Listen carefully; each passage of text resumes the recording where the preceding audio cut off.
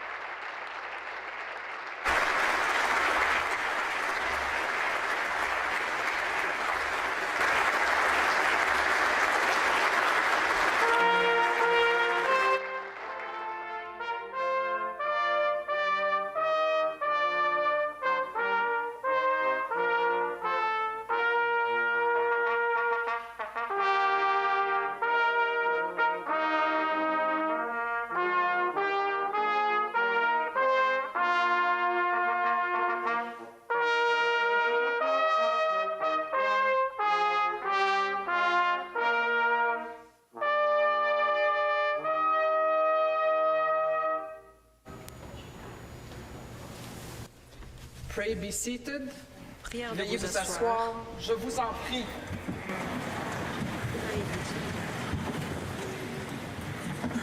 May it please Your Honor. The Legislative Votre Assembly honneur. has elected me as their Speaker, L'Assemblée though législative I m'a am élu but little able présidente, to fulfill bien the que je sois important peu duties capable thus d'exercer les assigned to fonctions me. importantes qui me sont If in the confiées. performance of those Si dans duties l'exercice I de ces should at any fonctions, je time commets fall une into erreur, error, I je pray that the demande fault que may la be faute me imputed soit to me imputée and not to et the non à Assembly, l'Assemblée whose dont je servant suis I am, le and serviteur who, et qui, through en vue the d'accomplir better to le mieux enable them to possible ses discharge their devoirs duty to envers their le king roi and et le country, pays, hereby claim réclame par ma all their voix undoubted la rights and reconnaissance de ses privileges, droits et privilèges especially that they have freedom incontestables, of speech in their notamment la debates, liberté d'expression access to au your cours de ces person at débats, all ainsi que seasonable l'accès times, à votre and that their honneur à tout proceedings may moment receive from you approprié the et most demande à ce favorable que ces consideration. délibérations soient favorablement accueillies par vous.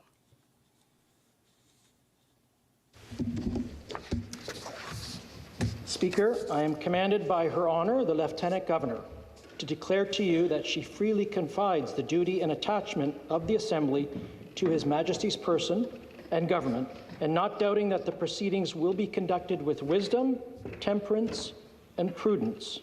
She grants and upon all occasions will recognize and allow the constitutional privileges. I am commanded also to assure you that the Assembly shall have ready access to Her Honor upon all suitable occasions, and that their proceedings, as well as your words and actions, will constantly receive from her the most favorable construction.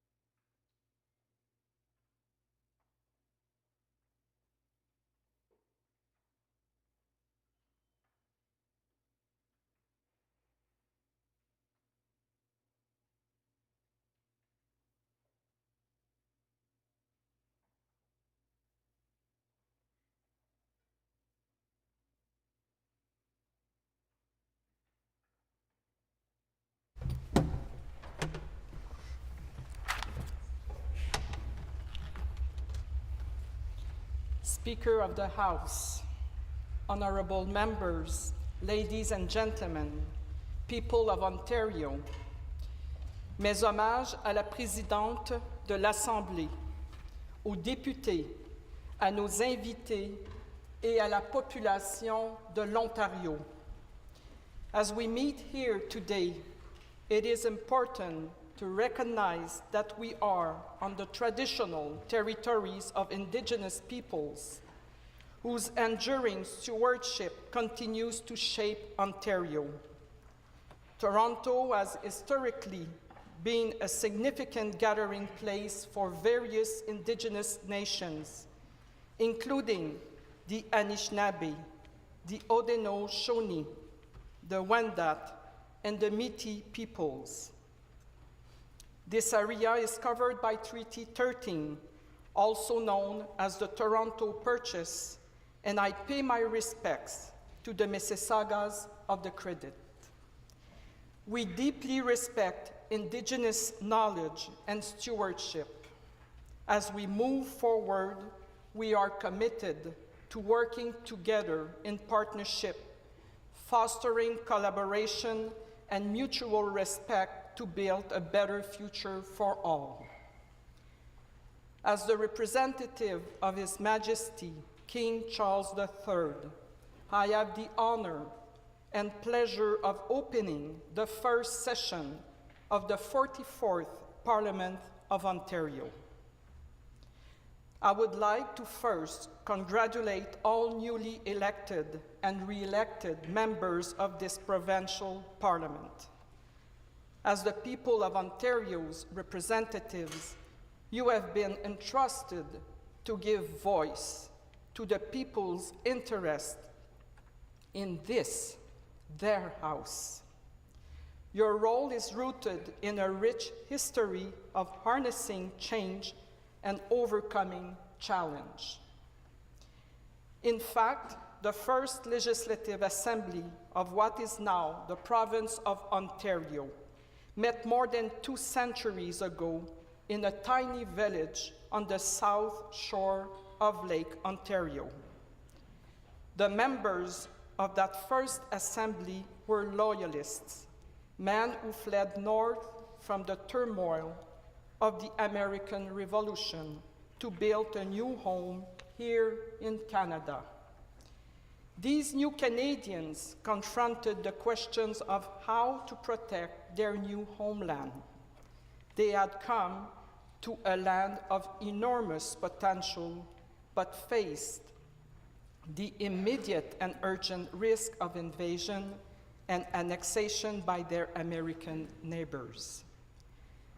In the years to come, Ontario and Canada's proximity to United States would lead first to conflict, then to one of the most productive, prosperous, and peaceful partnerships in the history of the world.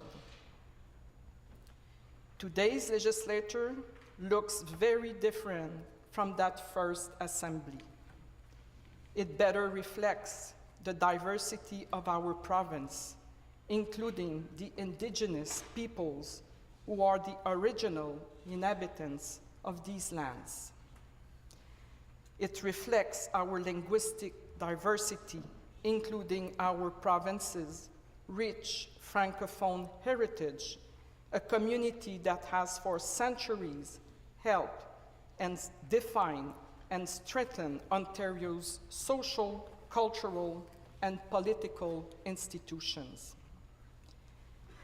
Elle illustre aussi notre diversité linguistique, à commencer par l'héritage francophone de notre province, une communauté qui, depuis des siècles, continue à façonner et à renforcer les institutions sociales, culturelles et politiques de l'Ontario. It reflects the incredible growth and change this province has experienced since that first assembly met 233 years ago. Yet the challenges you face today as members of the Legislative Assembly of Ontario are once again shaped by Ontario and Canada's partnership and proximity to the United States. South of the border, President Donald Trump is openly taking aim at Ontario's economy and our national sovereignty. He has even threatened to use economic force to break our country. This, of course, will never happen.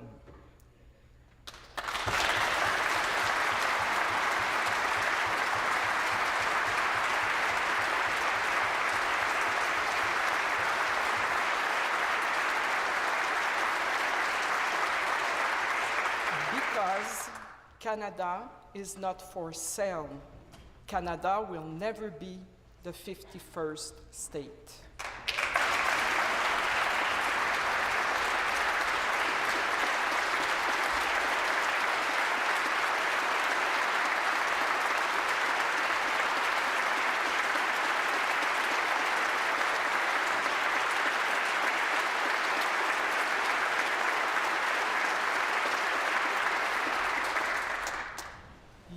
government is united in its determination to protect Ontario and to protect Canada, no matter what.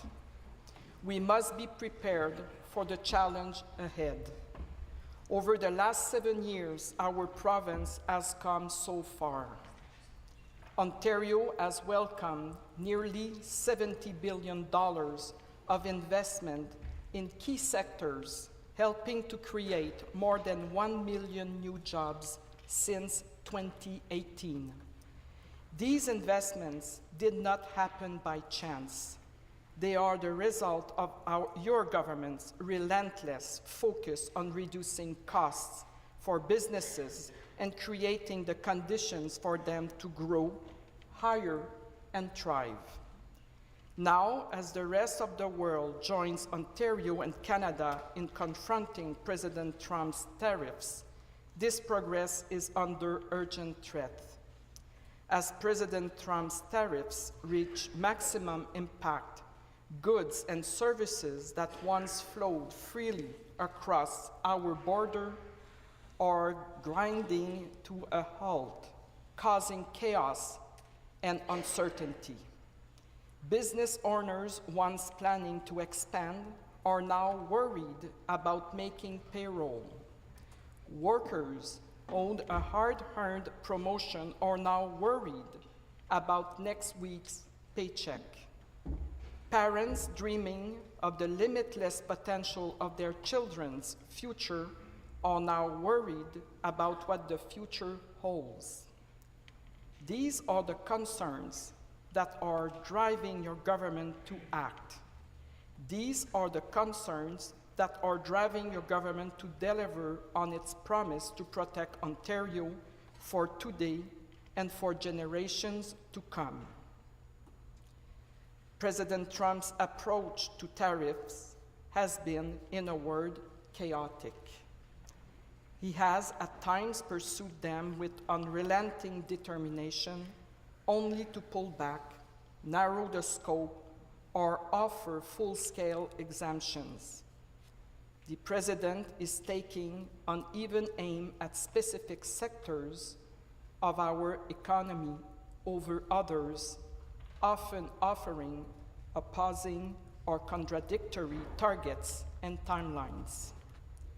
The consequence, widespread economic uncertainty. Your government is taking action to help workers, businesses, and communities weather the storm. As a first step in helping Ontario's workers and businesses, the province is providing $11 billion in urgent relief, helping to provide the fiscal flexibility necessary to adapt and confront the growing challenge of economic uncertainty. With President Trump's tariffs taking aim at Ontario's auto sector, it has never been more important to provide the tens of thousands of auto workers across the province an unyielding commitment. Your government will continue to stand firmly behind and maintain its financial contributions to the electric vehicle and battery auto pack that attracted $46 billion in new investments. Your government's expectation and the expectation of every auto worker in Ontario is that whichever party forms the next federal government will do the same. Your government will continue to monitor the impact of President Trump's tariffs and stands ready to support the sector most impacted. The federal government needs to do the same. Every cent of revenues raised through Canada's reciprocal tariffs needs to be shared with workers and businesses as quickly as possible. Paychecks and livelihoods are depending on it. While President Trump's tariffs represent the most immediate threat to Ontario's economy, they are a symptom of a much larger challenge. For decades, Ontario and Canada have relied on free trade with the United States to deliver unprecedented economic growth and prosperity. The last few months, however, have taught us that we can no longer assume the benefits of our economic partnership with the United States. The strength of Ontario's economy and the social programs it funds can no longer depend on a partner that has proven itself to be fundamentally unreliable. Instead, your government will build an economy that is more competitive, more resilient, and more self-reliant.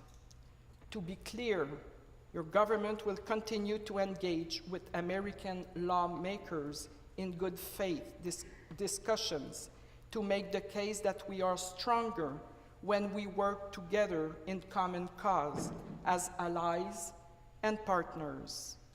Economic realities make doing so a necessity.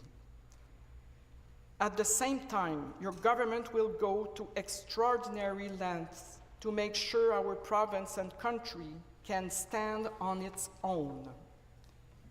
Doing so will require making tough decisions. We can no longer accept a status quo that stifles growth and slows down progress.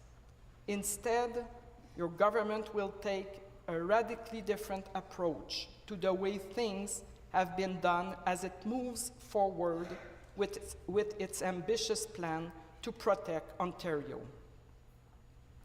As it does, the people of this province can be proud that they are served by the most effective and efficient public service in Canada.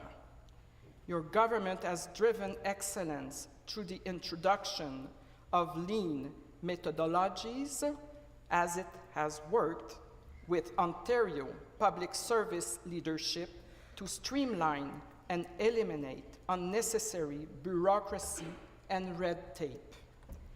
Delivering on your government's plan will require further innovation. A relentless pursuit of excellence is and will remain at the heart of the work of Ontario's public service.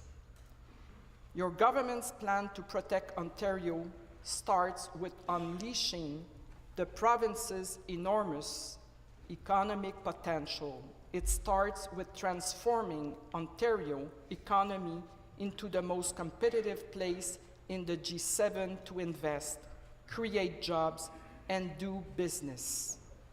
First, we need to tear down internal trade barriers within Canada. Internal trade barriers are no different than President Trump's tariffs. They increase cost, slow growth, and hurt everyday, hard-working people. They stop Ontario's economy from reaching its full potential.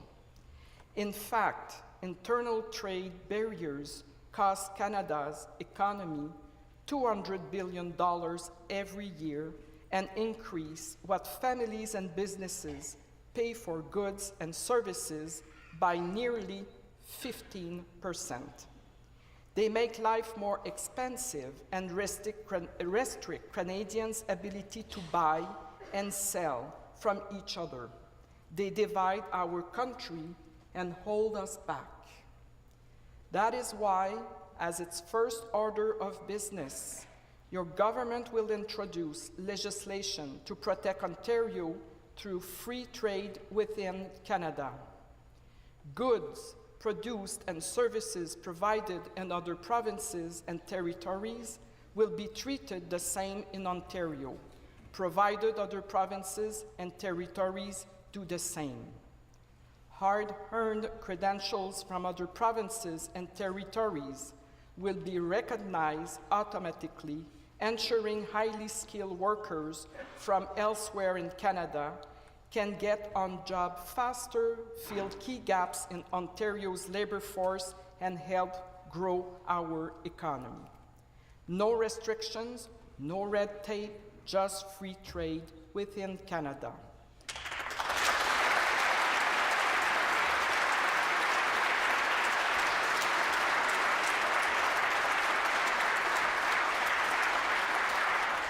Pas de restrictions, pas de formalités administratives, juste le libre-échange au sein du Canada. The province will also be a leading voice in the Federation for New Railways, Highways, Airports, and Seaports. Your government will champion new pipelines eastward, westward, north, and south, connecting Alberta oil to new refineries, new tidewater, and beyond it, new markets.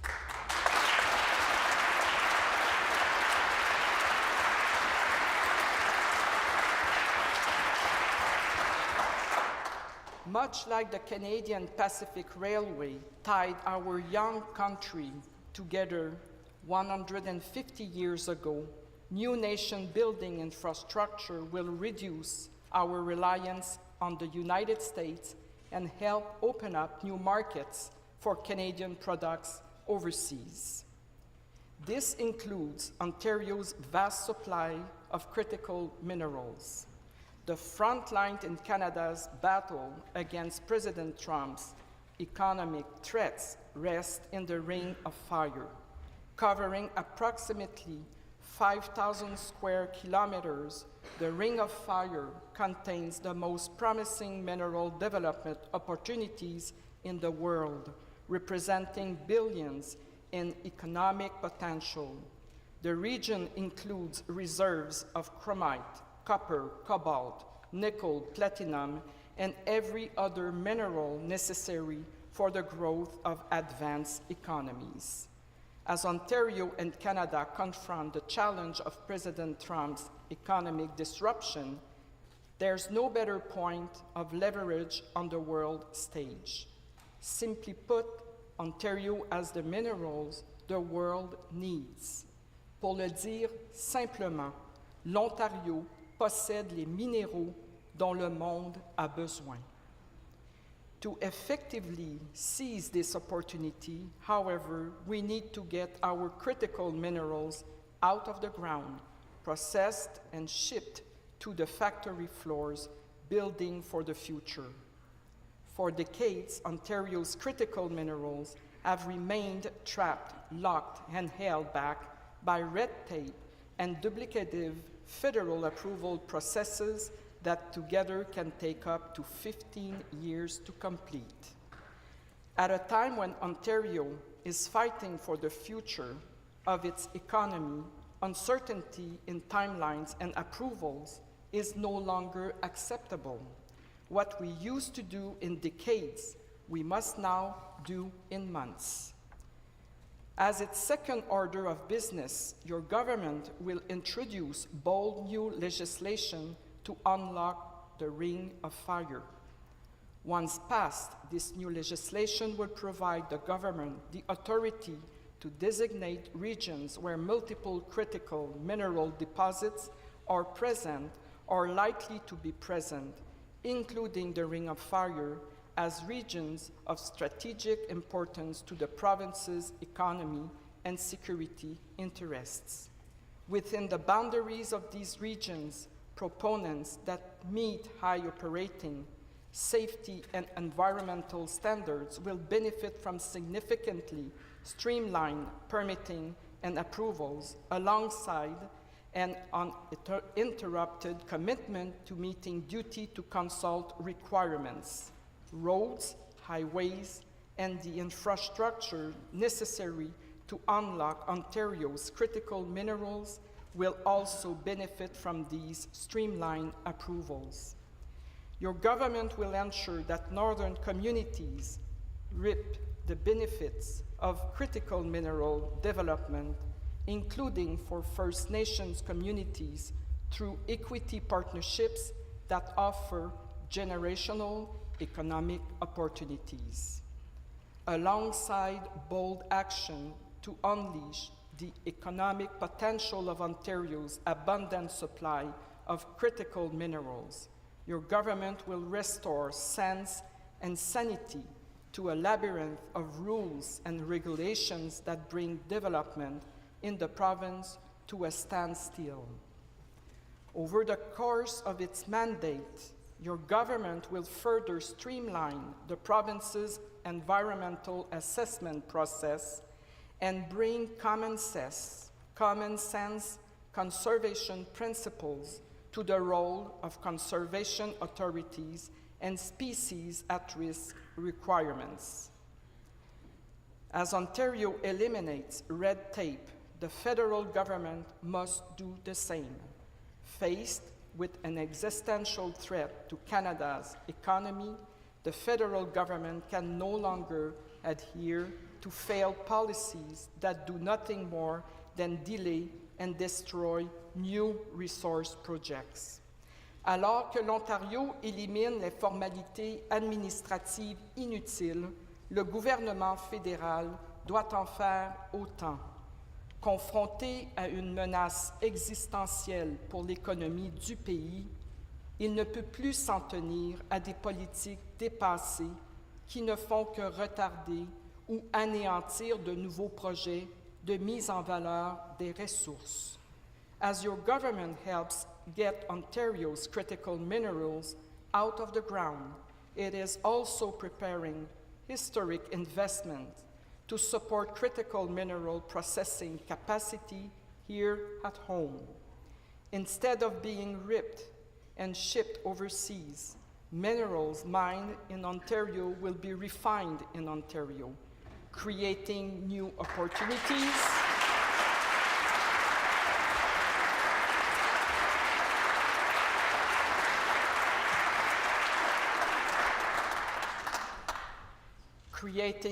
opportunities for workers in northern hubs like Thunder Bay, Sault Ste. Marie, Sudbury, and Timmins. This is an ambitious plan. It will require an extraordinary amount of energy to succeed. Over the next 25 years, demand for electricity in Ontario is projected to grow by at least 75%, the equivalent of adding 4.5 cities the size of Toronto. Ontario's energy policy will determine the success of our province's economy today and for a generation to come. It's why, for the last 7 years, your government has been hard at work restoring the promise of Ontario's energy advantage. Now, today, the province boasts one of the cleanest grids in North America, with a steady and reliable supply of affordable electricity powering Ontario's growing economy.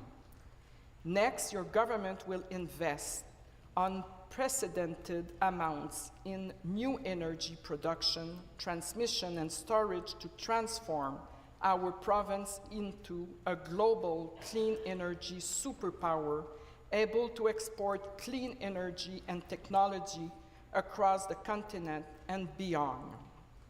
This includes the first small modular nuclear reactors in the G7 at Darlington nuclear site, alongside upgrades to existing nuclear facilities at the Darlington, Pickering, and Bruce nuclear generating stations to extend their lifespans and expand their generating capacity.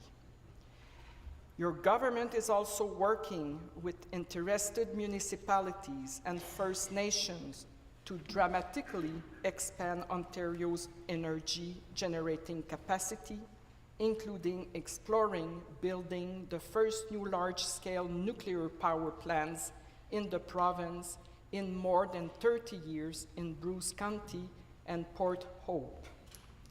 Ontario's energy policy proves it's possible to grow the economy, create jobs, lower costs, and provide a continental solution to reduce emissions without ever punishing families and businesses with a costly carbon tax. La politique énergétique de l'Ontario prouve qu'il est possible de faire croître l'économie, de créer des emplois, de réduire les coûts et d'offrir une solution continentale pour réduire les émissions sans jamais pénaliser les familles et les entreprises par une coûteuse taxe sur le carbone. In the face of economic uncertainty, your government will double down on its plan to build. With President Trump's tariffs taking direct aim at Ontario, this historic infrastructure plan will get shovels in the ground sooner and keep thousands of workers on the job. The growing cost of gridlock in Ontario's economy makes doing so an economic imperative as well. Each year, gridlock costs the province more than $56 billion. If we do not act, the cost is projected to grow to $108 billion annually in less than 20 years. Your government is acting, votre gouvernement agit. Ontario will invest over $200 billion in its plan to build the largest investment of its kind in Canadian history, including new and upgraded roads and highways in every part of the province.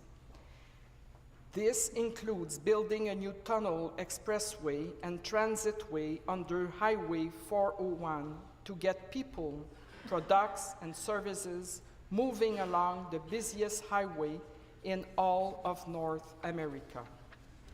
At the same time, your government will bring common sense to bike lanes, moving them off of our busiest streets and onto secondary roads. Your government will also continue to invest in and build out the largest expansion of public transit in North America, including expanding subway service by more than 50%. This mandates service will once again resume for the Northlander passenger train, connecting northern communities like Cochrane, Timmins, North Bay, and the Muskoka region directly to Union Station in Toronto. Your government will also continue to improve GO Train passenger service across the Greater Golden Horseshoe, bringing more frequent GO Train service to Kitchener and Niagara, while expanding GO Train service to Bowmanville. Your government will begin working with rail, municipal, and federal partners to build GO 2.0, a transformational expansion of GO Train service that will make Ontario the most connected and convenient place to travel by transit on the continent. Your government will also continue to make historic investments to build the local infrastructure needed to unlock new homes. Following the example of leaders like Mayor Stephen Del Duca of Vaughan and Mayor Carolyn Parrish of Mississauga, the province will leverage these growing investments to work with municipalities to lower their costly local development fees that add hundreds of thousands of dollars to the cost of a new home for Ontario families. At the same time, your government will standardize and bring more transparency to the costs and timelines of building homes, including for local development charges, study requirements, and building code permit approvals. As your government delivers on its ambitious $200 billion plan to build, it will promote and prioritize Made in Ontario and Made in Canada products, including making Ontario and Canadian steel, cement, forestry, and other construction materials mandatory for government-funded infrastructure projects. Since 2018, your government has partnered with unions to train workers for rewarding and in-demand careers in the skilled trades.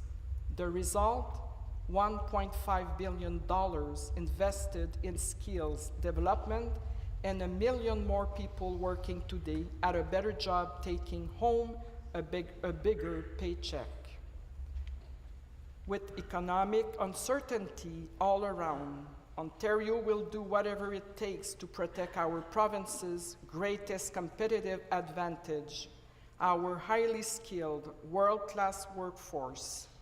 Your government will expand its investments in training and skills development so more people can benefit from the dignity of a hard-earned paycheck.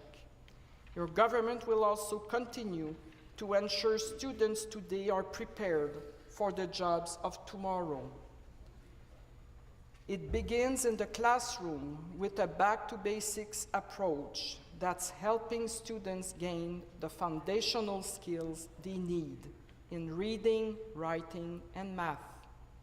Your government is also providing new opportunities for students to learn critical life skills like personal finance. It is increasing access to career coaching to connect the next generation with the jobs of the future. As Ontario continues its record investments in public education, your government will ensure that these and all investments are directed to students in the classroom instead of increasing the size of school board administration.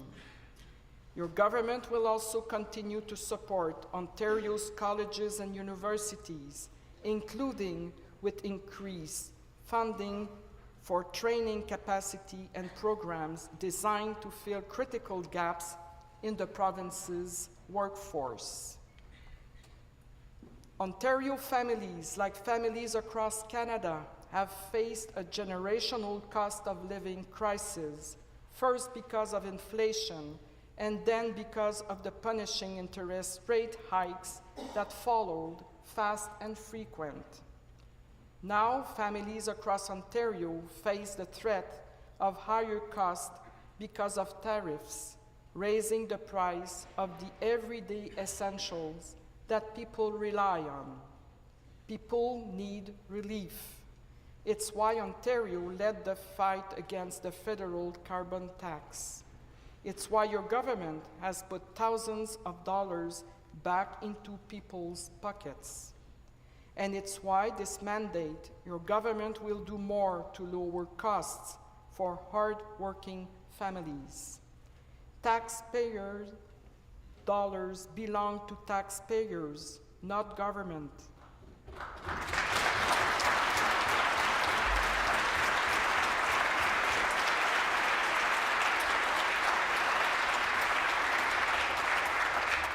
Now, more than ever, you deserve to keep more of what's yours.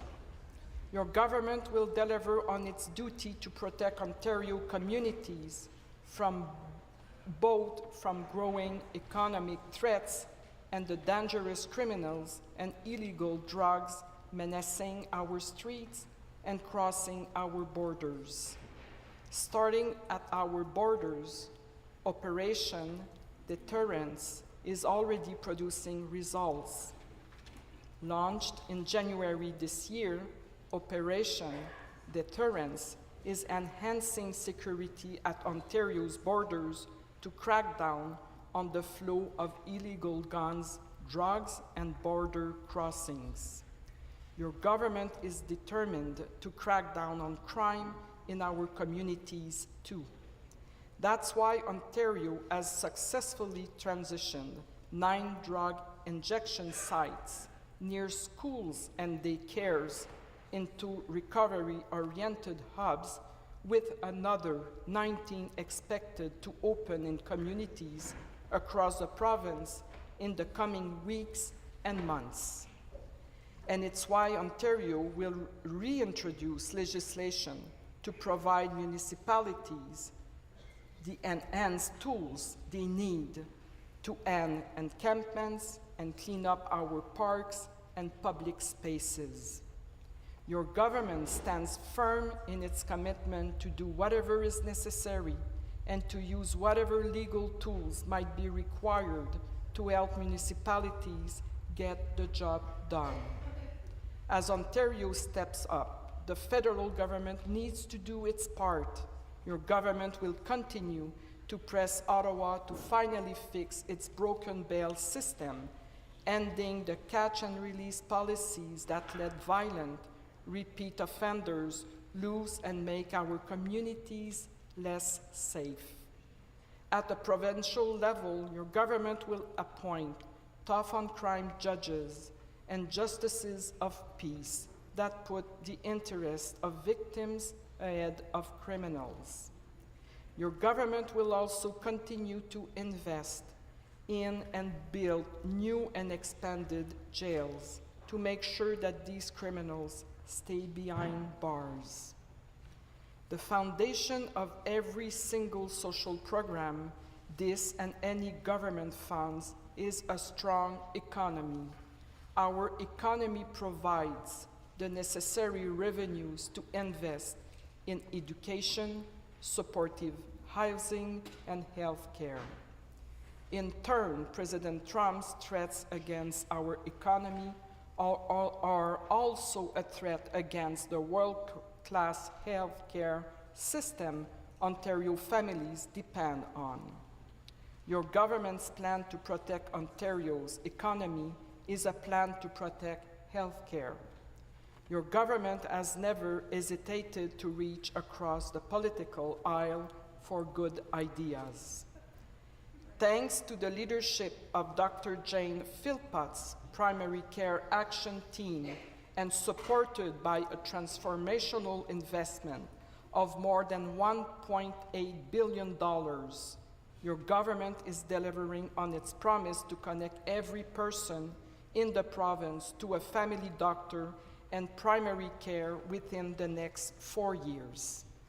Ontario's plan to provide more connected and convenient care includes the largest expansion of medical education in more than a decade, new programs to pay for school and supplies for family doctors, and new community and diagnostic surgical centers.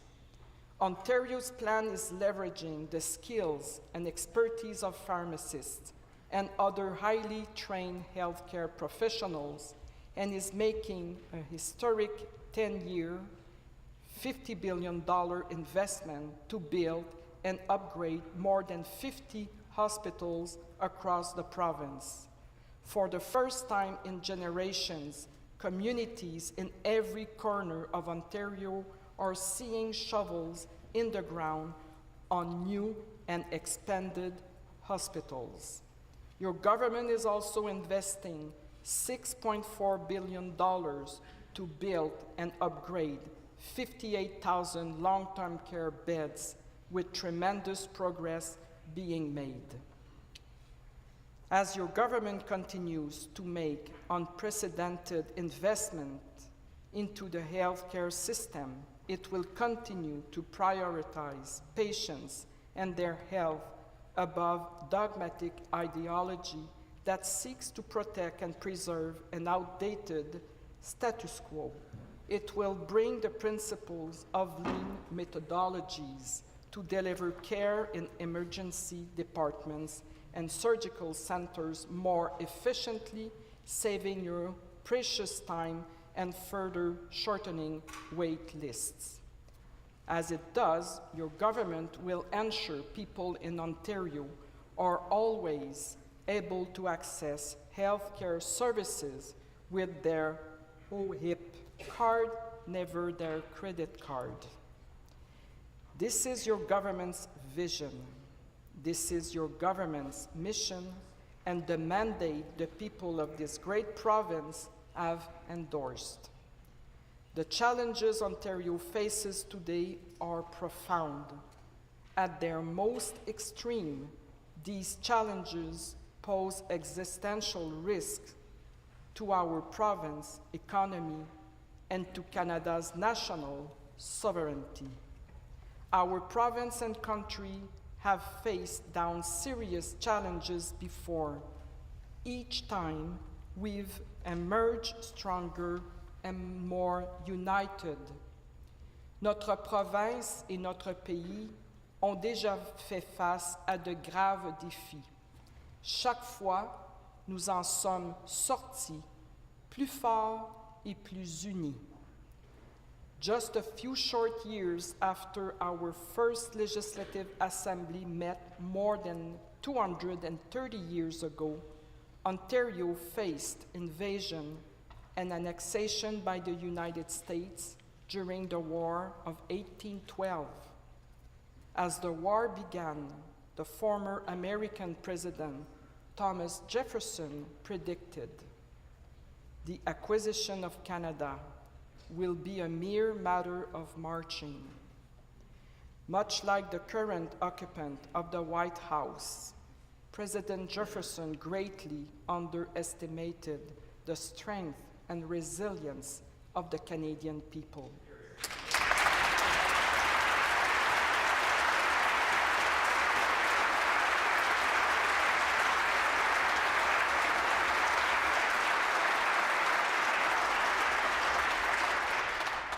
Two years and 8 months later, American soldiers marched home defeated.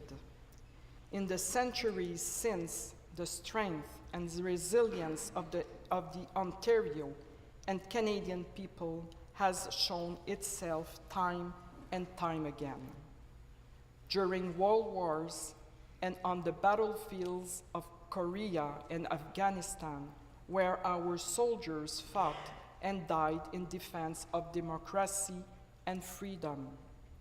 More recently, during a global pandemic, when the people of this province came together and sacrificed so much to support those who were most vulnerable.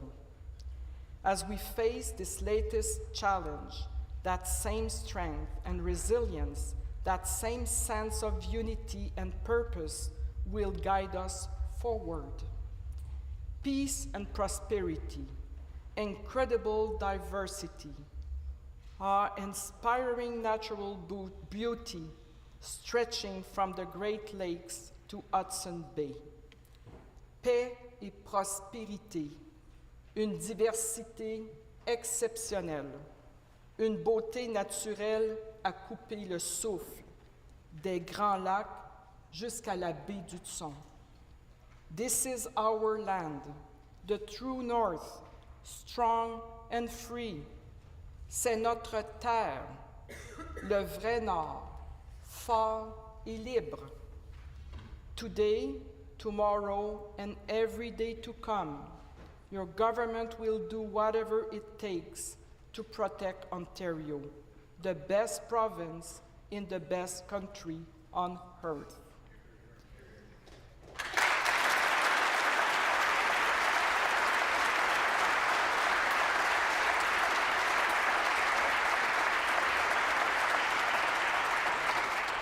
It cannot do so alone. We can only succeed together, united with the support of workers, businesses, union leaders, and municipalities, working side by side with First Nations and Indigenous partners. Alors, ensemble, soyons audacieux, soyons ambitieux, soyons courageux. Ensemble, protégeons l'Ontario. So together, let's be bold, let's be ambitious, let's be fearless. Together, let's protect Ontario. Miigwech, thank you, merci.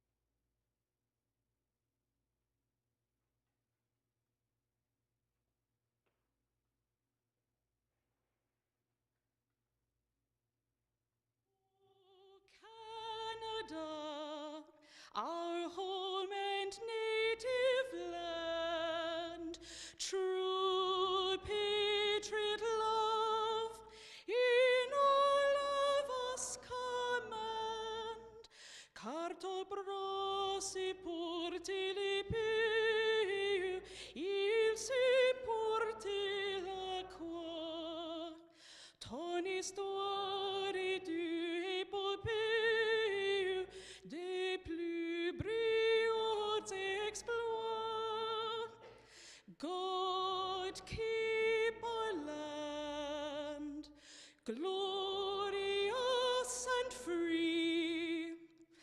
Oh, Canada, we stand on guard for thee. Oh, Canada, we stand on guard for thee.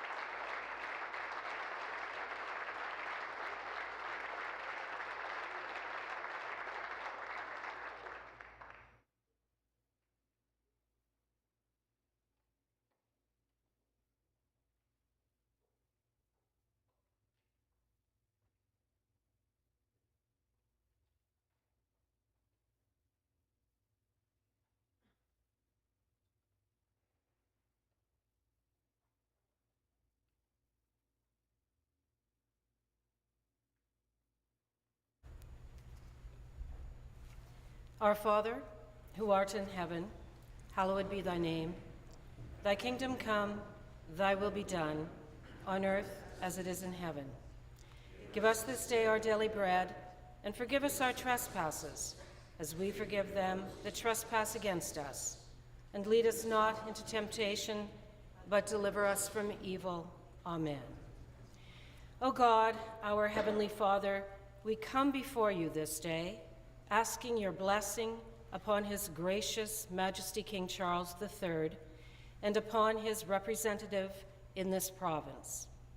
Give to each member of this legislature a strong and abiding sense of the great responsibilities laid upon us. Guide us here in our deliberations. Give us a deep and thorough understanding of the needs of the people we serve. Help us to use power wisely and well. Inspire us to make decisions which establish and maintain a land of prosperity and righteousness, where freedom prevails and where justice rules. Amen. I beg to inform the House that to prevent mistakes, I have obtained a copy of this speech from the throne, which I will now read. Dispense. Dispense? Agreed.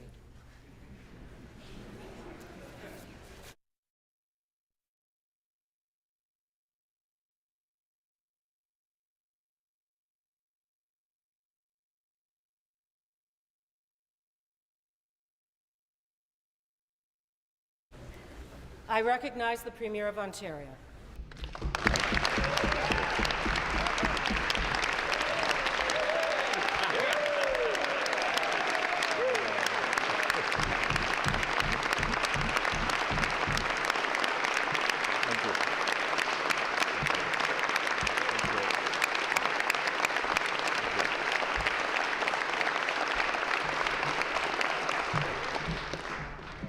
I move that leave be given to introduce a bill entitled An Act to Perpetuate an Ancient Parliamentary Right, and that it now be read for the first time. Thank you.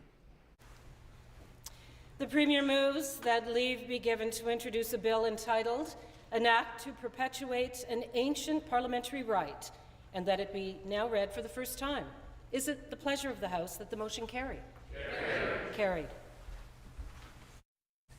This is a bill entitled An Act to Perpetuate an Ancient Parliamentary Right. First reading of the bill, première lecture du projet de loi.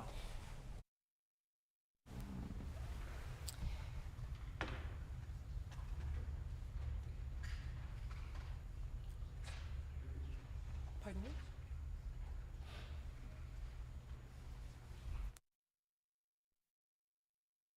Does the Premier wish to make a brief statement? No, thank you. Okay. The Government House Leader, I recognize the Government House Leader. Speaker, I move that the speech of Her Honour, the Lieutenant Governor, to this House be taken into consideration on April 16th, 2025. The Government House Leader moves that the speech of Her Honour, the Lieutenant Governor, to this House be taken into consideration on April 16, 2025. Is it the pleasure of the House that this motion carry? Carried. I beg to inform the House that pursuant to Standing Order 9G, the Clerk has received written notice from the Government House Leader indicating that a temporary change in the weekly meeting schedule of the House is required, and therefore the afternoon routine on Wednesday, April 16, 2025 shall commence at 1 p.m. Government House Leader? I move the adjournment of the House. The Government House Leader has moved the adjournment of the House. Is it the pleasure of the House that the motion carry? Carried. The House stands adjourned until 9 a.m. tomorrow, April 16, 2025.